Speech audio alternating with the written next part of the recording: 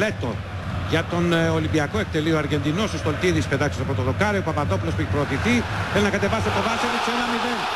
Στο 23 ο Ολυμπιακός ανοίγει το σκορ με τον Ντάρκο Κοβάτσεβιτς.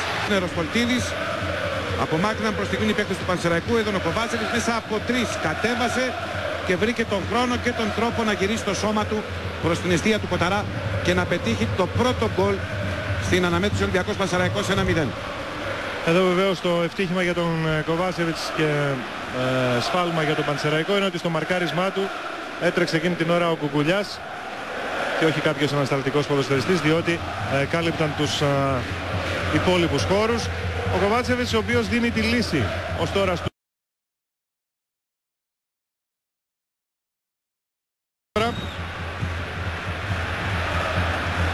Γκαλέτη μες στη μεγάλη περιοχή, αποφεύγει το δικό του, έτοιμος για το 2-0, το πραγματοποιεί στο 27.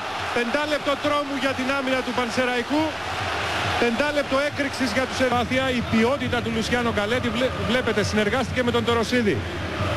Αποφεύγει τον αντίπαλό του, τον δικόζει, δεν χρονοτριβεί καθόλου αφού βλέπει ότι συμπαίκτης δεν υπάρχει στην περιοχή. Πλασάρει άψογα, όχι με το καλό πόδι, με το αριστερό τον Κοταρά που δεν μπορούσε απολύτως να κάνει τίποτα εκεί, να αποσοβήσει τον γκολ και γράφει το 2-0.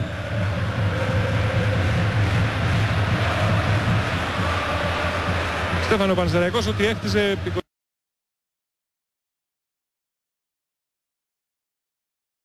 πέρασε τον Τοροσίδη. Νέα σέντρα για τον Διόκο που πήρε την κεφαλιά, είναι καλή, εκπληκτικό γκολ. 3-0 στο 81 ο Ολυμπιακός με σκόρερ τον Διόκο μετά την εκπληκτική σέντρα του. Εδώ ξαναβλέπουμε την πολύ καλή σέντρα του Τοροσίδη. Ο Κολέν απλά παρακολουθούσε, δεν μπορούσε να κάνει κάτι παραπάνω από αυτό που έκανε ο Κοταράς, πετάθηκε στη γωνία. 3-0 ο Ολυμπιακός με σκόρε του τρίτου τέρματος τον Λουίς Διόγκο. Εκεί που πήγε η μπάλα, Στέφανε, δεν μπορούσε να κάνει τίποτα ο Δημήτρης Κοταράς. Ένας άλλος ξένος προστίθεται στου σκόρερ του Ολυμπιακού. 8 γκολ.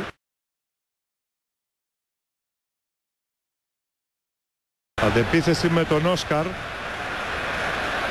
Ο Ισπανός κρατάει, δίνει στον Μπελούτσι, πάει να παίξει το 1-2, ευκαιρία για τον Όσκαρ, δοκάρι και μέσα.